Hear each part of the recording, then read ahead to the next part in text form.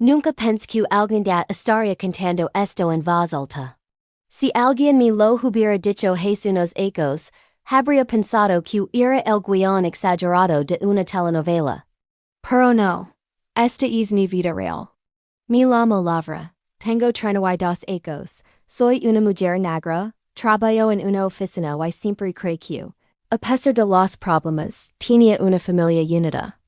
Hasta que mi esposo dejó embarazada a mi propia hermana. Why, para colmo.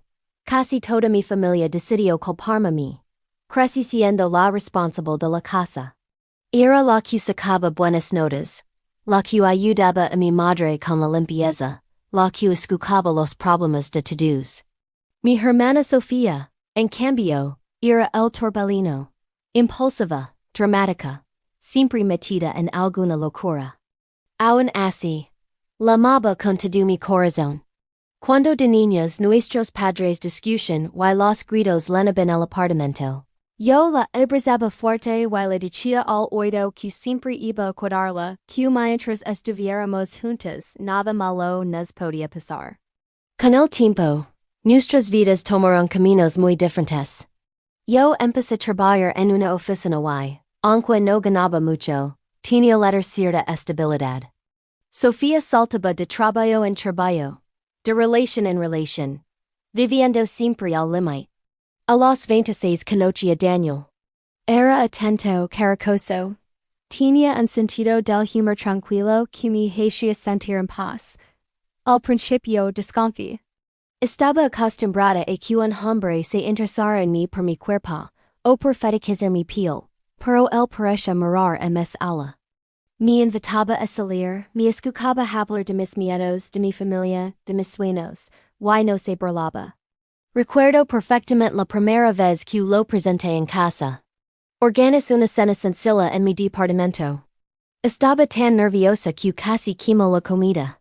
Daniel se arremangó la camisa, se metió en la cocina conmigo y terminó salvando las empanadas. Mi madre quedó encantada, y no paraba de decir que por fin yo había encontrado un hombre de verdad. Mi padre lo miraba con desconfianza. Haciendo preguntas de trabajo, de planes a futuro, de dinero. Y Sofía se pasó la noche bromeando con él como si se conocieran de toda la vida. En un momento, levantó la copa y rindo dio. Lavra. Si tú no lo quieres, ni lo quiero yo. Todos se rieron, incluso yo. Entonces sonaba un chiste inocente. Hoy esa frase se me clava como un cuchillo. Después de 2 ecos de noviazgo, Daniel y yo nos mudamos juntos. Un año y más tarde, nos casamos en una ceremonia pequeña, pero hermosa. Yo lavaba un vestido sencillo, el pelo rizado recogido, la piel brillando bajo el sol. Sofía fue mi dama de honor. Loro ms cuyo cuando di mis votos. Y esa noche, medio barraca, me abrazó fuerte en la pista de baile, y me dio que estaba orgullosa de mí, que merecía ser feliz, que nunca me iba a fallar. Si hubiera sabido lo que vendría, quizás le habría pedido que repitiera esa promesa mirando a los ojos de alguien a mes. Los primeros ecos de matrimonio fueron buenos. Teníamos discusiones normales. Por el dinero. Por el orden de la casa. Por el tiempo que él pasaba con el teléfono. Nada grave. Pero todo empezó a cambiar cuando ascendieron a Daniel en el trabajo. De pronto sus jornadas se alargaron. Empezó a ligar tarde, cansado, hablando de proyectos, clientes, viajes. Decía que estaba construyendo nuestro futuro. Que algún día tendríamos una casa más grande, hijos corriendo por el jardín, vacations en la playa. Yo quería creerlo. Pero a veces me sentía sola, como si el futuro que permitía la importara más que la vida que ya compartimos. En medio de ese ritmo agitador, Sofía se vino abajo.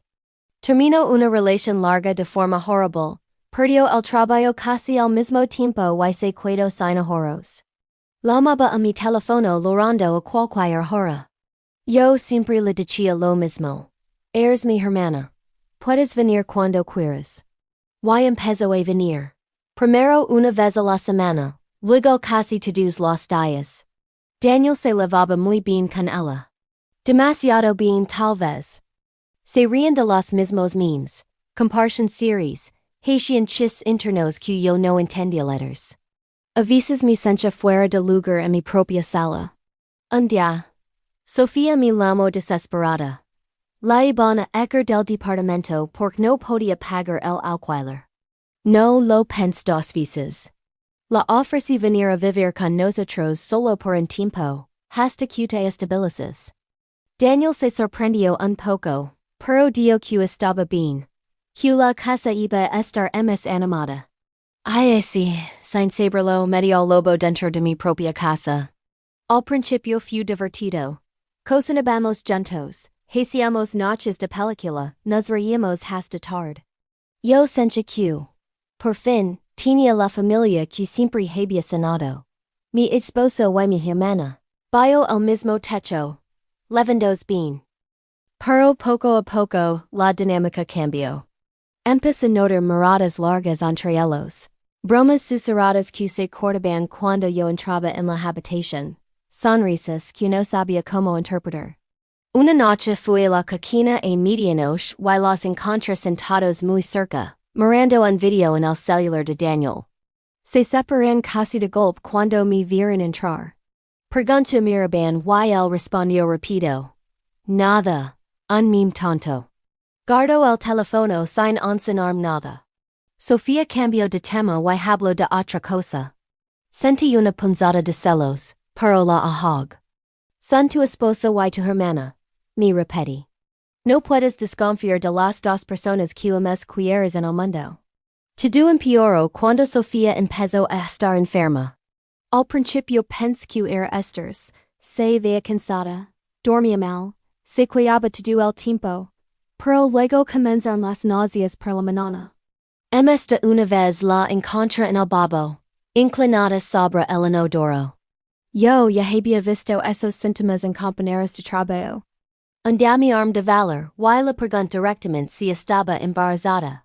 Se quedó en blanco por un segundo, luego soltó una risa nerviosa y me dijo que no. Que seguro era algo que la había caído mal. Decidí creerlo, o fingir que le creía letters. La verdad me explotó en la cara unas semanas después. Ligue antes de tiempo del trabajo porque había olvidado mi celular. Y, acercarme la puerta del departamento. Escuché voces dentro. No habían echado lave, me quedé en el pasillo, sin hacer ruido. Reconocí la voz de Sofía quebrada, diciendo, no aguanto más esta culpa. Y luego la de Daniel. Susurrando, tranquila Sophie. Vamos a encontrar la forma de arreglarlo, pero no podemos decir nada a Lavra. Si se enera me mata. Sentí que la sangre se me helaba. En así quais creer que hablaban de cualquier otra cosa. Hasta que oí la frase que cambió todo. Como quieres que no le diga nada si el bebé que levo es tuyo, Daniel? No recuerdo bien cómo abrí la puerta. Solo sé que de repente estaba allí, en el marco. Mirándolos. Ellos se quedaron congelados, pálidos, como si hubieran visto un fantasma. Mi voz salió más fría de lo que jamás la había oído. ¿Es cierto lo que acabo de escuchar? No quiero explications, solo un sí o un no. El silencio fue interminable. Al final, Sofía bajó la mirada, y murmuró una sa casi inaudible. Sentí que el piso desaparecía bajo mis pies. Daniel intentó acercarse, diciendo que había sido un error. Que estaban borrachos, que pasó una sola vez. Que yo estaba ausente. Que Sofía se sentía sola. No, lo dije seguir. Le dije que no quería excusas. Que recogiera esas cosas y se fuera de mi casa. Le dije lo mismo a ella. Daniel protestó. Dijo que ella se también era su casa. Que yo estaba exagerando. Que no iba a tirar el matrimonio por un desliz. Lo mira los ojos y, por primera vez, via un desconocido. Le dije que, si no se iba por las buenas se iría con la policletters. Sofía lloraba en un rincón, abrazando su vientre, repitiendo que me amaba. Q nunca había corrido hasum dano, Q había sido en momento de locura. Yo solo pude respondo Q, a partir de isda, ya no la consideraba mi hermana. Los dos se fueron. Cuando cerré la puerta, me dieron en el suelo y grité hasta quedarme sin voz. Pense Q, al menos mi familia estaría de mi lado. Me equivoqué. Mis padres se enteraron de todo muy rápido porque Sofía se fue a vivir con ellos. Mi madre llegó a mi departamento furiosa, no conmigo por lo que me habían hecho, sino porque los había echado. Me dio Q, como era posible que hubiera dejado a mi hermana embarazada en la calle. Q Daniel al menos se estaba haciendo responsable. Q yo estaba actuando como una niña caprichosa. Yo no podía creer lo que escuchaba. Le record que él era mi esposo y que Sofía, su hija menor, se había acostado con él. Ella respondió que en esta vida todos cometemos errores. Que yo nunca había entendido a Sofía. Que quizás si yo hubiera estado más pendiente de mi matrimonio, Daniel no habría buscado consuelo en otra parte. En cuestión de días, pace de ser la víctima a ser la culpable. Mi padre fue un poco más neutral. Pero tampoco se puso realmente de mi lado. Decía que no quería ver a la familia rota por un error. Que había que pensar en el bebé. Yo estaba tan destrozada que ni siquiera tenía fuerzas para seguir discutiendo. Es lo único que sentí que podía hacer para salvarme. Mi mood. Buscan departamento pequeño lejos de la casa que había compartido con Daniel, metí mis cosas en calles, Lori sobre cada recuerdo y me fu. Él y Sofía se quedaron viviendo con mis padres, y pronto la historia que circulaba en la familia era que yo rencorosa, que no sabía perdonar, que había preferido separarme antes que salvar a la familia. Empecé terapia porque sentía que me volvía loca. Mi autoestima estaba por el piso. Liga preguntarme si, de alguna forma yo había provocado todo eso. La psicóloga fue la primera persona que, sin conocerme, me dio con calma que lo que yo había vivido era una traición doble y que no era responsable de las decisiones que otros habían tomado. Sus palabras no curaron el dolor de inmediato, pero fueron como una luz pequeña en medio de tanta oscuridad. El embarazo de Sofía avanzó. Yo me había prometido no aparecer en el hospital el día del parto. Pero cuando mi padre me llamó desesperado diciendo que había complications, mi corazón de hermana pudo más que mi orgullo. Fue. La encontré pálida en la cama, con un pequeño bebé en brazos. Daniel estaba al lado, en silencio. Cuando me vio entrar, Sofía rompió a llorar. Me dijo que no esperaba que yo fuera, que gracias por estar allí. Me ofreció cargar al bebé. Duró unos segundos, pero al final lo tomó en brazos. Era precioso pequeño, con una expresión tranquila, que no merece estar en medio de tanto desastre. Pense, tú no tienes la culpa de nada. Dije un peluque lleno a la cuna y me fui sin mirar atrás. Con el tiempo me enteré, por comentarios sueltos de la familia, de que Daniel estaba muy cercano a una compañera de trabajo. Las fotos que mi madre mandó Mateo el bebé mostraban a una mujer nueva en el sofá de la casa de mis padres. La historia se repite letters. Sofía, ya agotada por la maternidad y la culpa, terminó descubriendo que Daniel la engañaba también a ella. Un año después de todo, me pidió verme solas. Excepto con muchas reservas, nos encontramos en una cafetería letters. La Sofía que se sentó frente a mí no era la misma chica brillante y desordenada de antes. Era una mujer rota, con olleras, los hombros caídos y los ojos llenos de lágrimas. Entre sollozos me dijo que se había equivocado, que creo que Daniel la amaba, que pensó que yo no lo quería, que se contó mil historias para justificar lo que estaba haciendo. Me confesó que él le hablaba mal de mí, que le decía que yo era fría, que no lo entendía, que con ella podía ser el mismo. Le respondí que era el mismo discurso que había usado conmigo al principio, que él no había cambiado, solo había cambiado de víctima. Mi dio que no esperaba que la perdonara. Que solo quería decirme que yo había tenido razón desde el principio. Que si pudiera volver atrás, nunca habría traicionado a su hermana. No le di una respuesta mágica. Le dije la verdad. Que había días en los que la odiaba con todas mis fuerzas, y otros en los que solo veía a una madre joven intentando salir adelante con su hijo. Que no sabía si algún día podría perdonarla del todo, pero que yo no quería cargar con ese odio todos los días de mi vida.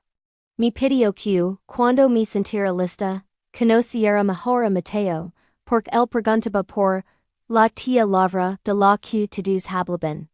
Eso me toca el corazón.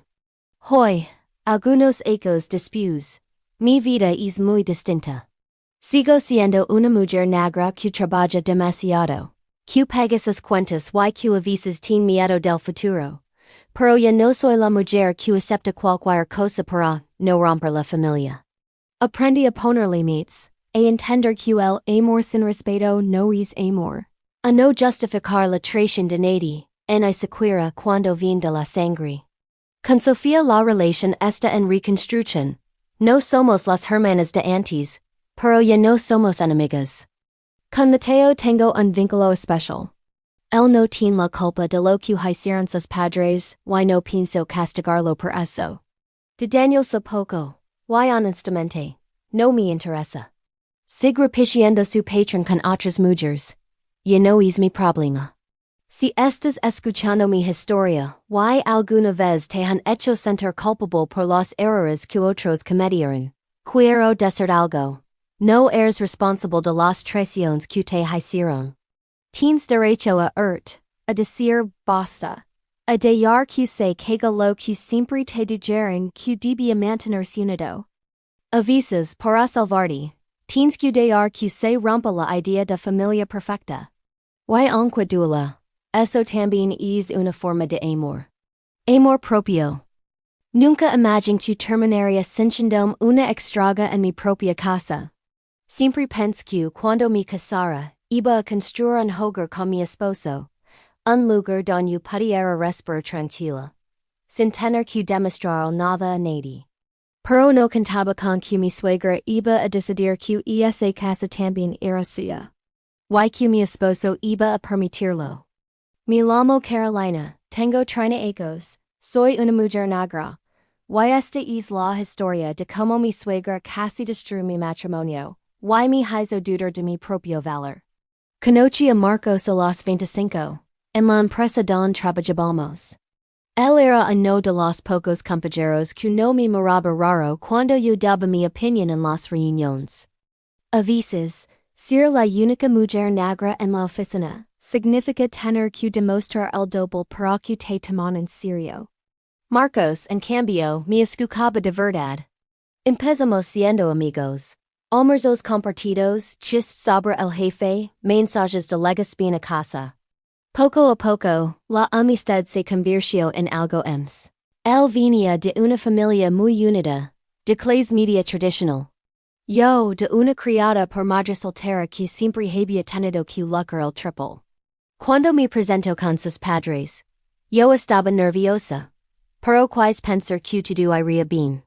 Su papá fue amable desde el principio. Me dio la mano, me preguntó por mi trabajo, por mis planes, por mi mamá. Mi suegra, en cambio, me dio un abrazo frío y un comentario que, en su momento, quise interpretar como torpeza, pero que ahora, que escondía muchas cosas. Ni miró de arriba abajo y dijo, eres muy guapa, Carolina. Marcos siempre tuvo gustos muy diferentes. No supe si era un completo o una crítica disfrazada. Durante la cena hizo algunas bromas sobre mi cabello, sobre mis rasgos exóticos, sobre lo colorida que era mi ropa. Yo sonreí por educación, pero por dentro algo se encogió. Con el tiempo, Marcos y yo nos fuimos a vivir juntos, y un año más tarde, nos casamos. Mi madre estaba feliz, llorando en primera fila. Mis suegros también parecen contentos. al menos hatio fuera. En las fotos de la boda todos sonríen. Pero yo sé que mi suegra tenía sus propias ideas de cómo debía ser la esposa perfecta para su hijo. Yo no encajaba en ese mold. Aun así, los primeros meses de casados fueron muy buenos. Alquilamos un pequeño departamento, trabajamos mucho. Pero siempre encontramos tiempo para cocinar juntos o ver una serie abrazados en el sofá. Todo empezó a cambiar cuando el padre de Marcos murió de forma repentina. Fue un infarto, sin aviso. Mi suegra se quedó sola en la casa grande donde habían vivido toda la vida. Marcos se convirtió de la noche a la mañana en su único apoyo. Al principio lo entendí perfectamente. Era lógico que él pasara más tiempo con ella, que la acompañara al médico, al banco, al abogado. Yo incluso lo animaba a ir, a no dejarla sola. Pero poco a poco, ella se cercanía empezó a cruzar líneas que yo no esperaba.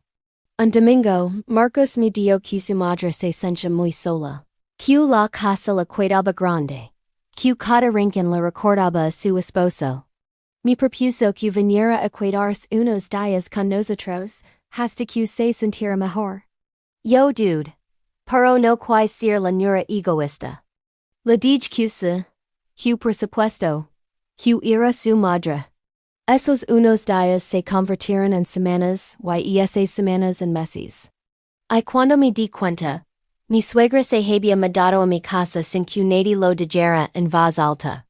Al principio, intenté que la convivencia fuera cordial. Le cedimos el cuarto de hospedes, le compré ropa de cama nueva, organizamos un pequeño espacio en la cocina porque guardar sus cosas.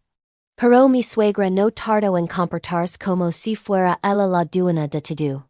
Empezó a cambiar los muebles de sitio sin preguntarme, a tirar la basura decoraciones que yo había elegido con cariño.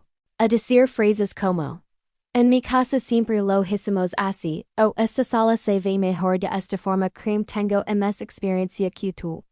Un día del trabajo, encontré mis cuadros guardados en una caja en el pasillo. En su lugar mi suegra había colgado viejas fotos de la infancia de Marcos, crucifijos y un reloj enorme que marcaba cada segundo con un tic-tac insoportable. La pregunta había pasado con mis cuadros y ella, con su sonrisa amable de siempre, me dijo: hijita, no te enojes. Es que estas cosas modernas no combinan con la energía de la casa, cuando tengas tu propio lugar decoras como quieras. Me quedé en silencio porque se suponía que esta era mi casa. Poco a poco, empezó a invadir también la cocina. Yo siempre he sido muy orgullosa de mis recetas. Mi madre me enseñó a cocinar desde pequeña, a poner el amor a la comida, a usar las especias sin miedo. Mi suegra, en cambio, tenía un estilo muy distinto, más simple, más de toda la vida. No habría problema si fuera solo una cuestión de gustos, pero ella lo convirtió en una guerra silenciosa. Si yo cocinaba, torcía la boca y decía que olía raro. Si Marcos se servía un segundo plato de algo que yo había hecho, ella comentaba: cuidado hijo, con tanta grasa se te va a subir el colesterol. Si ella cocinaba, le servía el primero, el mejor pedazo de carne, y luego me dejaba a mí lo que sobraba, como si fuera una invitada de segunda categoría letters.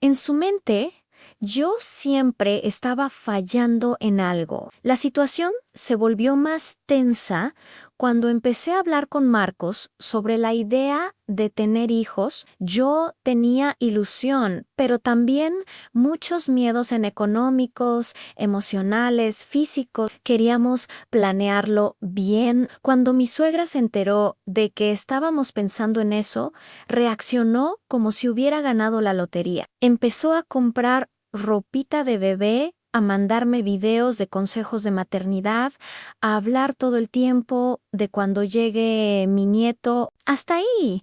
Supongo que era normal. El problema fue que también empezó a meterse en decisiones que no le correspondían. Yo le dije a Marcos que, en caso de quedar embarazada, no quería dejar mi trabajo. Al menos no al principio. Quería intentar conciliar, buscar una niñera, hablar con la empresa sobre horarios flexibles.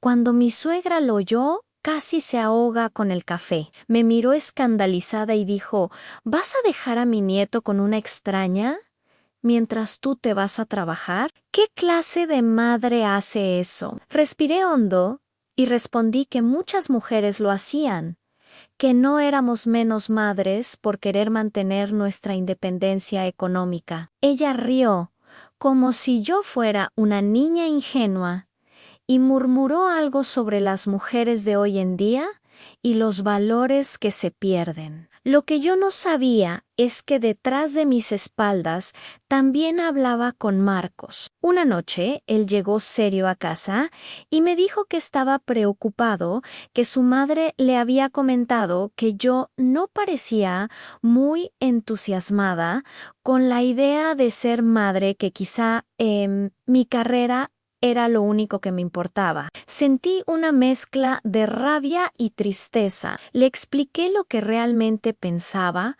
pero noté que la semilla de la duda ya estaba plantada en su mente. De repente, cualquier discusión que teníamos terminaba con un «Mi mamá solo quiere lo mejor para nosotros», o «Estás exagerando, ella no tiene malas intenciones». Todo estalló cuando finalmente quedé embarazada. Yo estaba feliz y asustada al mismo tiempo. Marcos lloró de emoción cuando vio el test positivo.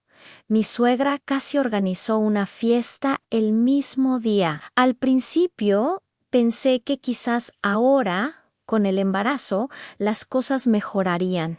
Mi se volvió aún más controladora, opinaba sobre lo que comía, sobre la ropa que usaba, sobre cómo debía dormir. Si me veía trabajar en la computadora después de cenar, decía, ese estrés no es bueno para el bebé. Si me sentaba a ver una serie, comentaba, en mis tiempos, una mujer embarazada tenía la casa impecable, no se pasaba el día mirando pantallas. Un día regresé de una consulta médica y la escuché hablando con una vecina en la puerta del edificio. No sabía que yo ya había llegado. La vecina le preguntó cómo estaba yo y mi suegra. Sin imaginar que yo le escuchaba, respondió, «Ay, esta chica es buena, pero no es como nosotras. Siempre tan independiente, tan cabeza dura. A veces me preocupa que mi nieto herede ciertos temperamentos, pero bueno, confío en que la sangre de mi hijo es fuerte». Sentí un golpe en el pecho. No solo estaba cuestionando mi carácter, sino casi insinuando que mi raza, mi forma de ser, era un problema que podía transmitirse al bebé. Entré al edificio haciendo ruido con las llaves para que supiera que la había oído. Su cara cambió de color. Fingió una sonrisa y preguntó cómo me había ido en el médico. No dije nada en ese momento, pero esa noche le conté todo a Marcos. Esperaba que se pusiera de mi lado. En lugar de eso, minimizó lo ocurrido. Dijo que seguro yo había malinterpretado, que su madre a veces decía cosas sin pensar, que no podía acusarla de racista. Yo sentí que me apagaban la voz. Me pregunté cuántas veces más Tendría que tragarme las lágrimas para no hacer problemas. La gota que colmó el vaso llegó unos meses después. Estaba de 7 meses de embarazo, con todo el cuerpo cansado, pero feliz porque habíamos empezado a armar el cuarto del bebé. Había elegido una decoración sencilla, con colores suaves y algunos detalles que me recordaban a mi infancia. Un día, al volver del trabajo, encontré la habitación completamente distinta. Mi suegra había cambiado las cortinas, quitado mis cuadros, comprado una cuna enorme que llenaba casi todo el espacio y colocado encima una manta vieja que había sido de Marcos cuando era bebé. Cuando le pregunté qué había pasado, me dijo: tranquila, hija. Lo arreglé mejor. Tú todavía no entiendes bien estas cosas, pero yo ya crié a un niño. Esto es lo correcto. Sentí que algo se rompía dentro de mí, Ann. Esa noche tuve una discusión fuerte con Marcos. Le dije que necesitábamos poner límites, que su madre no podía seguir decidiendo por nosotros, que no podía entrar y cambiar mi casa sin preguntarme. Él se puso a la defensiva. Dijo que yo estaba siendo injusta, que su madre solo quería ayudar, que no veía cuál era el problema en dejarla organizar un poco. Me escuché decir palabras que nunca pensé que saldrían de mi boca. El problema es que tú parece que estás casado con ella, no conmigo. La discusión terminó mal. Marcos se fue a dormir al sofá, diciendo que estaba cansado de que yo viera mala intención en todo lo que su madre hacía. Yo pasé la noche llorando, con el bebé moviéndose dentro de mí como si también sintiera mi angustia. A la mañana siguiente, mientras él estaba en el trabajo, hablé con mi propia madre por teléfono. Ella me escuchó en silencio y, cuando terminé de desahogarme, me dijo algo que no quería oír, pero que necesitaba. Hija, si tú no pones tus límites, nadie lo va a hacer por ti. No puedes seguir aceptando faltas de respeto solo para que no te llamen exagerada. Esa misma tarde, tuve una conversación directa con mi suegra. Le dije que agradecía su ayuda, pero que esa era mi casa y que yo tenía derecho a decidir cómo se hacían las cosas. Le pedí, con calma pero firmeza, que dejara de tocar mis cosas sin preguntar y que respetara mis decisiones sobre el bebé. Ella cambió la cara, dejó de sonreír y me habló con una frialdad que nunca le había visto. Ya veo, dijo, después de todo lo que he hecho por ustedes, ahora resulta que yo soy la intrusa. No te preocupes, Carolina. Un día Marcos abrirá los ojos y se dará cuenta de quién eres en realidad. Esa frase me dio miedo, no porque fuera verdad, sino porque entendí que ella estaba dispuesta a envenenar la mente de su hijo contra mí, y así fue. Durante las semanas siguientes, la tensión en casa se volvió insoportable. Cualquier comentario mío se convertía en un drama. Si yo decía que estaba cansada, ella le susurraba a Marcos que yo no valoraba lo que tenía. Si yo salía a trabajar, le decía que era una egoísta, que anteponía su carrera al bebé. Una noche, Marco encontró mi teléfono desbloqueado y vio un chat con una amiga donde yo decía: no aguanto más a mi suegra. Me hace sentir como si yo fuera la que está de más en esta casa. Él se enfadó muchísimo. Dijo que estaba faltándole el respeto a la mujer que lo había dado todo por él. Yo estaba agotada, con el embarazo avanzado y un ambiente lleno de veneno. En un momento de desesperación, hice las maletas y me fui a casa de mi madre por unos días. Le dije a Marcos que necesitaba aire, que no me sentía segura emocionalmente en aquella casa. Él, en lugar de intentar entenderme, se cerró más en mí. Dijo que, si yo me iba así, estaba demostrando ser inmadura. Mi suegra, por supuesto, aprovechó para pintarme como la mala de la historia ante toda la familia. Pasé 2 semanas con mi madre pensando si quería realmente volver a ese entorno. La respuesta que surgía de mi corazón era no, pero también tenía miedo de criar a mi hijo sola, miedo de romper mi matrimonio, miedo de repetir la historia de mi madre que había tenido que enfrentar al mundo sin pareja que la apoyara. En medio de esas dudas, una noche recibí un mensaje inesperado. Era de mi cuñado, el hermano menor de Marcos. Me pidió que nos viéramos a solas porque quería mostrar algo.